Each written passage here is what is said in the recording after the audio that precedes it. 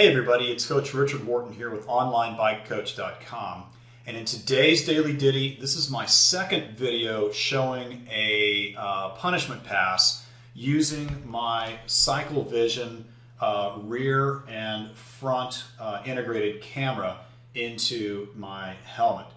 I'm going to work that in with some context though, because it's important to realize that while I am catching these punishment passes and these harassing motorists, this is not an everyday occurrence, and this is not a reason for you not to go out and ride your bike as a bicycle driver.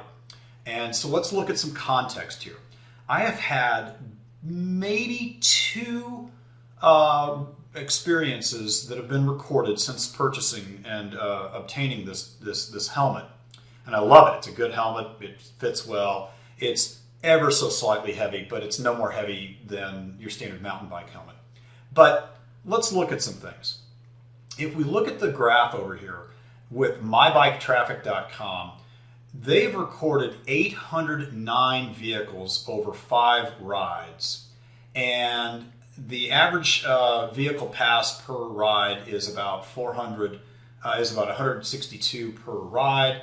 It's about 4.1 per mile and maybe 1.2 per minute.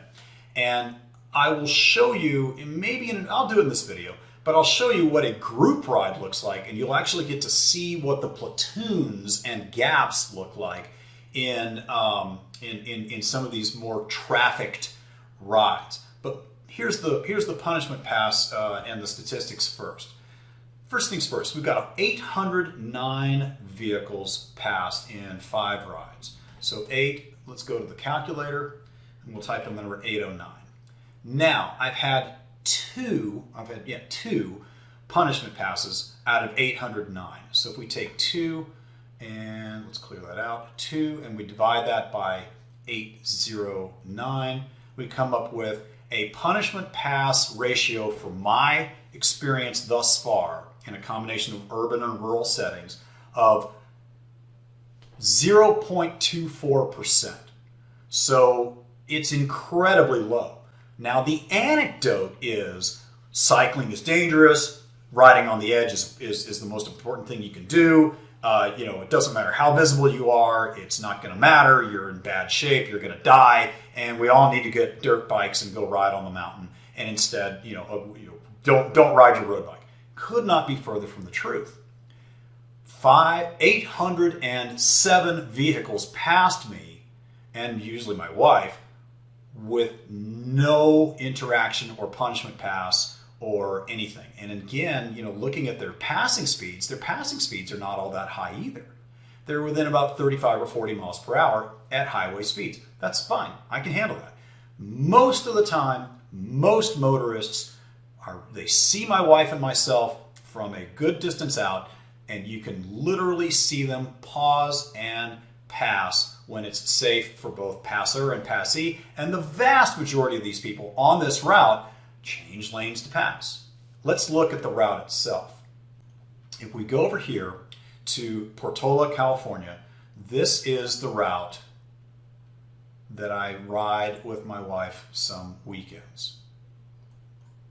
We're going to zoom out just a little bit, and there is the town of Portola, and we ride basically out, do a clockwise loop, go out this way, go back this way, and it's a very pretty route. There's some good climbs and some other things like that. But it's ironic that most of there's really never been any harassment, but the punishment pass occurred right down here. And when I zoom in, I want you to look at something, all right? Very carefully. If we go to, let's see here, go further down. All right, take a look at this. Now, this is important. The yellow lines are about, I think the yellow lines are in the United States are usually in a 1-to-3 ratio, okay? So this is a passing lane. You can change lanes to pass because the sight lines are good for everybody. So assume 10 feet, 30 feet, 10 feet, 30 feet. Now, if we were to take that yellow line and pivot it towards one of the fog lines right there, it gives you a rough idea of how wide the lane is. This is a 9 to 11 foot wide lane. It is not 14 feet wide.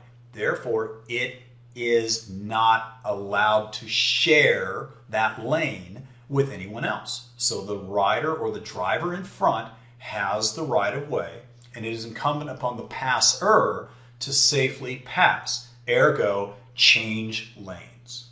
Got it? Now, let's go take a look at the interaction itself.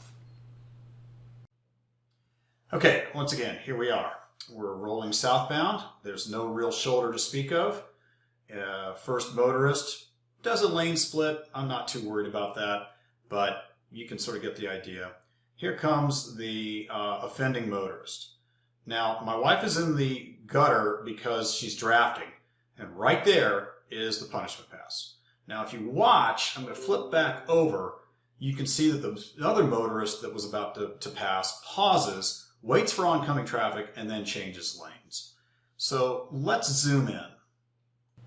Now, if I'm correct, I think that there is a 3-foot passing law in the state of California, and that is not 3 feet. Again, take a look at it and you'll see that the lane ahead was completely open. This person had all the opportunity in the world to pass by changing lanes or pausing for the few seconds that are necessary, but they didn't do it.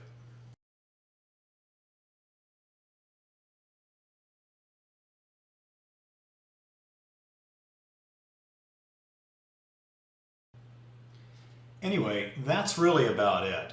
Remember, the overwhelming majority of motorists will pass you safely and leave you plenty of room for any mistakes you might make in the moment. But there's always one jerk out there that thinks they're going to be proving a point to push you off their roads. I'm going to send this video to the relevant counties in California. I don't know if they're going to do anything about it or not, but remember, if it's at 0.26% for 900, 800 cars right now, I mean, it may get higher in an urban density situation, but there's also a lot more cyclists out there as well. I'm going to keep using this. I'm actually going to be traveling down to San Diego over the next couple of weeks to be involved in a coaching situation that's going to require my full-time attention. But I am going to keep recording, and what I'm basically going to want you to realize is that, you know, when you ride your bike 99.74% of the time, nothing happens. But it's that 0.25% of the motorists that pass you who might put you into a cautionary situation. I don't know how to help other than to make yourself visible, and we use 400 and 500 lumen rear blinkies and an 800 lumen front blinkies. Signal your intentions, follow the rules of the road. California has an AFRAP law, which is a horrible law, but it does tell you you need to stay as far to the right as possible. Well, I was right on the fog line, and it also has a 3-foot minimum passing law, and that individual and his son or spouse or grandson didn't do it. So they'll be getting a call. If I can use a private investigator, I might actually get their name and address and send them a link to this video, and we'll kind of take it from there. Other than that, thanks for watching. Do enjoy the ride. Do not be afraid to ride your bike, and I'll see you out on the road. Thanks.